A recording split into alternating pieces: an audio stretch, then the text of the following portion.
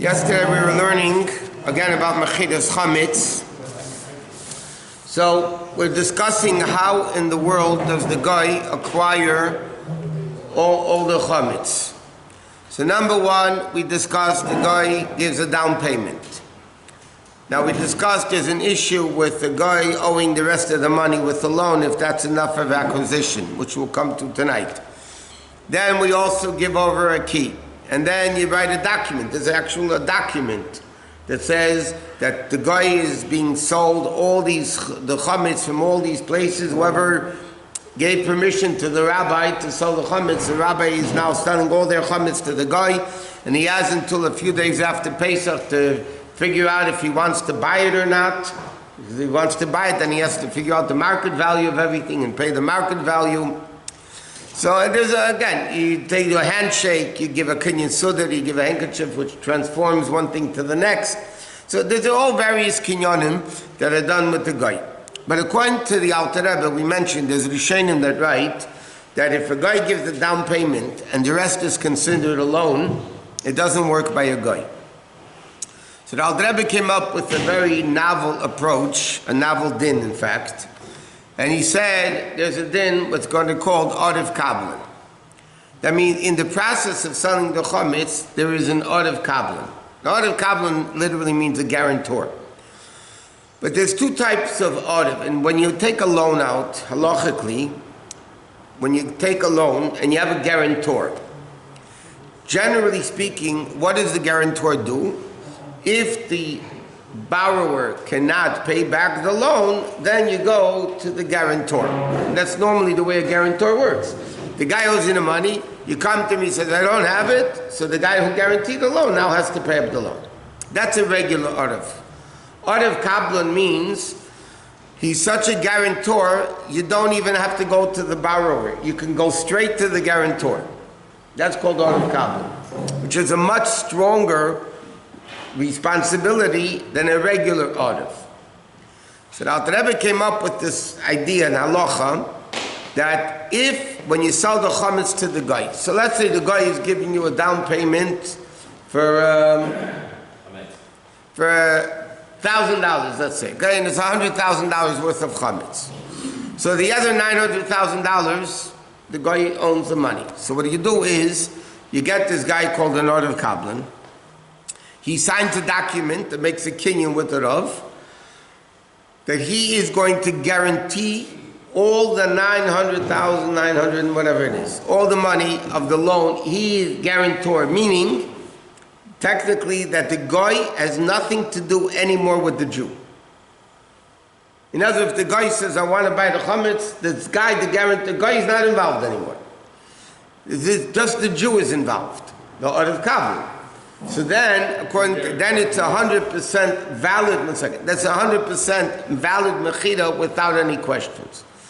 Because many people want to say the regular shtar mechira, the regular mechira chametz is a joke. I mean, everybody knows you buy it back. Because of that, there are many people that are strict and not out Rebbe's shtar mechira. If they don't sell with Orev Kablan, they won't sell real chametz to the guy. Because maybe it's not a real deal, it's a joke. You're selling it, you're going to get it back. I mean, it's a joke. The way our minig is, or Orev Kablan, so our minig is that we do sell real chametz. In fact, there were many steichem and other people. What would they do? Before Pesach, they would buy chametz. Before Pesach, they bought chametz, put it in the freezer. Then right after Pesach, they would have chametz. They don't have to go crazy in the stores. And people that are desperate for pizza, Matzoi Pesach, I don't know why, they don't eat pizza hoyos, and Matzoi Pesach, every restaurant to the pizza store.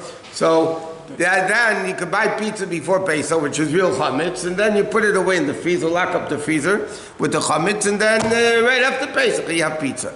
So according to Alter Rebbe, you could sell real chametz. We do sell real chametz. But then that is another thing. So there's one problem with that. The Orev Kablan, he can't sell his chametz to that Rav that's using him as an Orev Kablan. Because then, for his sale, there is no Orev Kablan. He can't be an Orev Kablan for himself. So either you take somebody that sells his chametz somewhere else, like from out of town, whatever, and then you sell the chametz. In fact, the reality is, the way our minhag is, that after Pesach, it's the art of Kabbalah that actually buys back the chametz from the guy, not the Jew anymore. Not the Rav that sells it. I mean, if not, the Rav, his agent, the Rav buys it back. But ideally, the art of Kabbalah is the one that actually buys back the chametz.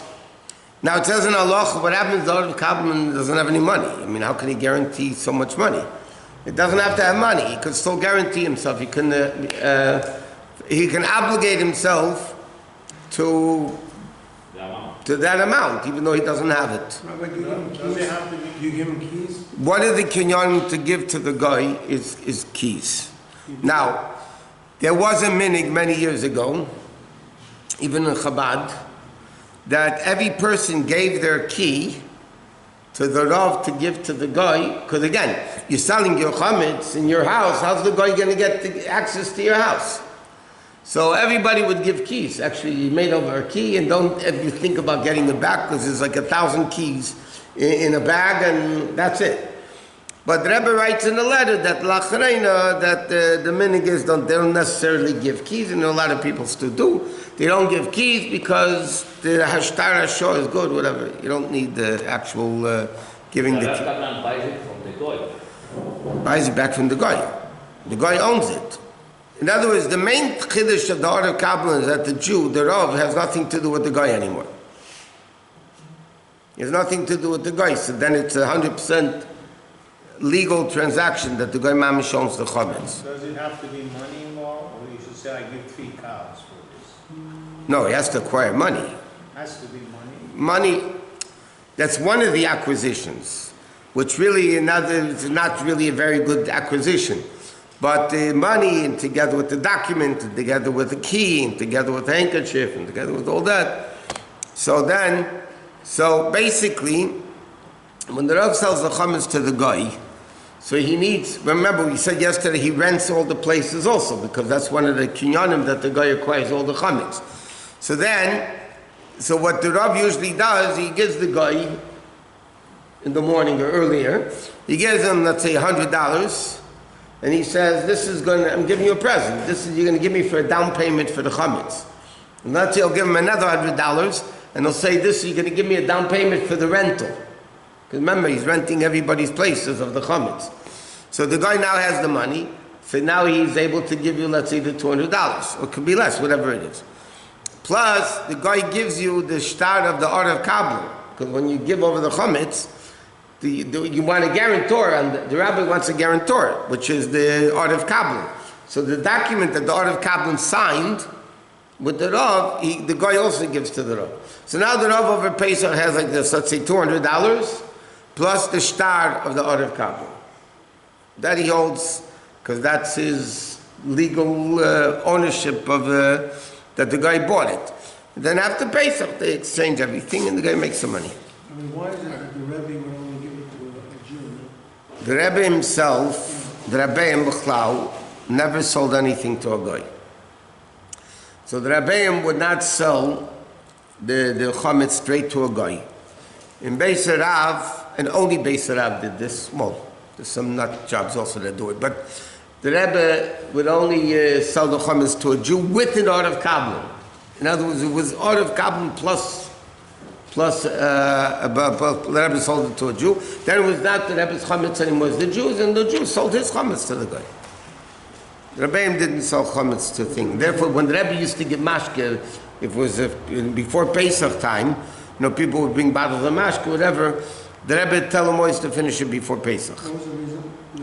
They didn't want, there's a whole story with the Tzemach Tzedek, when Tzemach said with the Rebbe Marash, when the Rebbe Marash went to Cheder, the meaning now what's called the Reinfinish in Cheder, when you bring kids into Cheder for the first time, so there's a minute, you wrap a kid in the talis completely, you shouldn't see the outside world, you bring him into the Cheder, and then you show him in front an olive-based chart with honey, and it's a whole lot of different minhagim.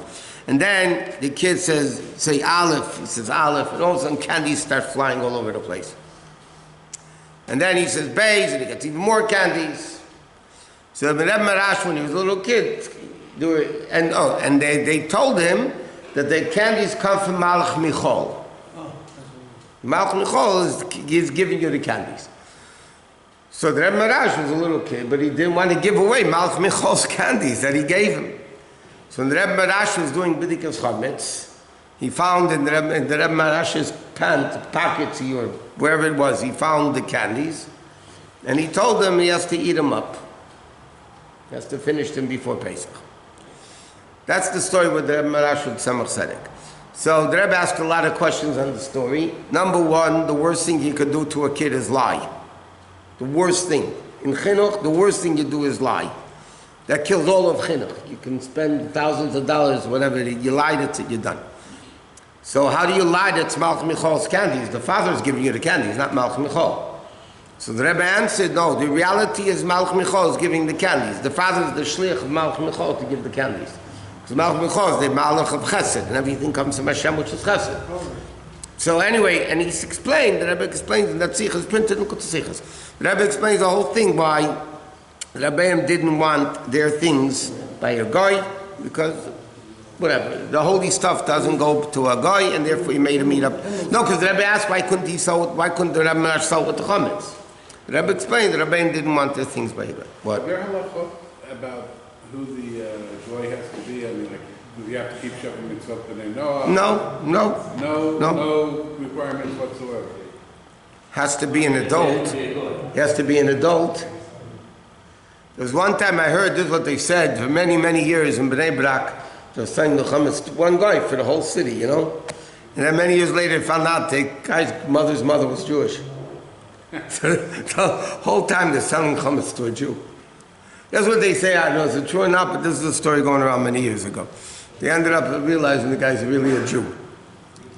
Now, there's a lot of dinim, by the way. What happens if the guy dies in the middle of Pesach? You have to buy it from his heirs. So then you buy it from his heirs, either the wife or the kids. There's a lot of, what happens, the guy's drunk. That happened also once. The guy was drunk. One time I had to buy back the Chametz. This is going back over 40 years ago. The guy got lost. He got lost. So it was a big problem. We had to wait a while until we found him, but we're running all over the place. But anyway, there's dinim about, the guy, it has to be, it can't be a minor guy, because a minor guy can't acquire it. You're talking about an adult. Like a movie. To be a master good. Huh? A master good. Yeah. We're using the same guy for 40 years. Okay, boy, do they have to be 18? Or how does it work? As long as he's an adult that knows what he's doing, it's fine. So it's not by like the secular... No. Could be a woman as well? Yeah, you can sell chametz to a woman, but why would he sell to a woman? He sell to a man. If the woman's not a man, the man's not a woman. That's a different issue today. Okay, one more thing. Now when you sell chametz, the question is like this. So now you sell the kalim also, right?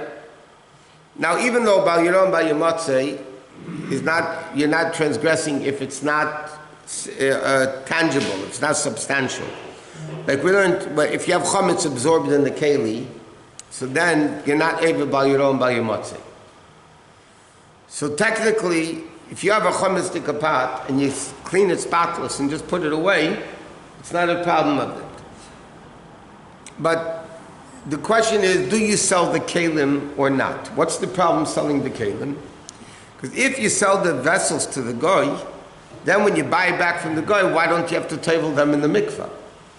When you buy dishes from a goy, you have pots and pans from the goy, you have to table them in the mikvah. So because of that, there are poskim, like Chasam Sefer and others, big poskim, that say you don't sell the kalim to the goy. What you sell is the chametz that's in the keli. You're not selling the vessel, you sell the chametz that's in the keli. And the Sha'ar Kelu brings it down to that he wants to say that, and the Rebbe says it's not true. When the Rebbe in the Shtar Mechira comes out, you're actually selling the vessel. And the Rebbe has a whole sikha why halachically you don't have to table it back, because the fact is the guy had no connection to the keli that he could use it in a way that you would have to table it in the mikveh. But there's a lot of what? Yeah, but here you're selling it to the guy and you're buying it back from the guy. You're buying it, you're not borrowing it. You're buying it, so then it's yours. If it's yours, then you have to table in the mikveh. But the Rebbe holds that you don't have to table in the mikveh. Whatever. It's a whole, what? The wine too, he's not connected, or has no connection with the wine. No, he's not touching the wine. If he touches it, would be a problem.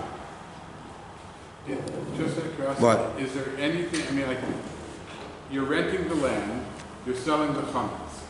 What's to prevent, you have to give the address so that they know. Right. If the guy figures out where you actually live, comes to the house and starts saying. According to halacha, if the guy in the middle of Pesach, according to halacha, if the guy comes in the middle of Pesach, says, I want my chametz, you have to let him in, you have to give it to him, but then he has to pay for it later. Or the art of Kabbalah, the guarantor has to pay for it. So obviously what you do is you usually use a guy that you know and you trust and he knows what's going on, and you go through him with the document of the Shtar Mechirish, you know what's going, what? I'm sure there were situations where the goy develops an issue, animosity, and says, look, I'm not selling you that. Yeah, there's the whole discussions in halacha. It doesn't happen too often.